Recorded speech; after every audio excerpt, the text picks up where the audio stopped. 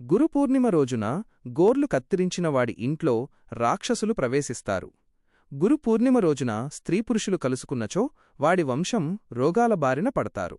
గురుపూర్ణిమ రోజున తమ నీడను ఇతరులు తొక్కితే మీ సంపదలు నశించి ఆ సంపదలు ఆ నీడను తొక్కిన వాడికి చేరుతాయి.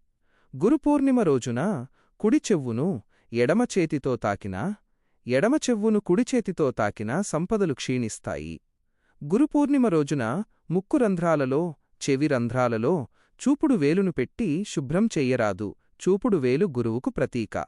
గురుపూర్ణిమ రోజున కుడికాలి బొటనవేలును చేతితో తాకరాదు. ఇది గురువుకు ప్రతీక. గురుపూర్ణిమ రోజున దైవగురువులు సిద్ధులు ఋషులు సూక్ష్మరూపంలో ఇంట్లోకి వస్తారు. అందువల్ల ఆ రోజు ఆడవారు గుమ్మం ఎదురుగా నిలబడరాదు. అలా నిలబడితే దైవగురువులు సిద్ధులు ఋషులు ఇంట్లోకి ప్రవేశించరు. ఎన్ని పూజలు చేసినా ఏమీ ఫలించడం లేదు అనుకున్న వారికి దేవతాశాపం ఉన్నందువల్ల పూజలు ఫలించవు. అటువంటి వారు 9107916669 అనే వాట్సాప్ నంబరుకు మా గురువులకు మెసేజ్ చేసి 2 ప్రత్యేక మంత్రాలున్నాయి, వాటిని తీసుకోండి. కేవలం భక్తి ఉన్నవారు మాత్రమే తీసుకోండి. టైం పాస్ చేసేవారు మా సమయం వృధా చేయవద్దు. ఆ మంత్రములు ఉపయోగించడం వలన పూజా ఫలితాలను త్వరగా పొందవచ్చు.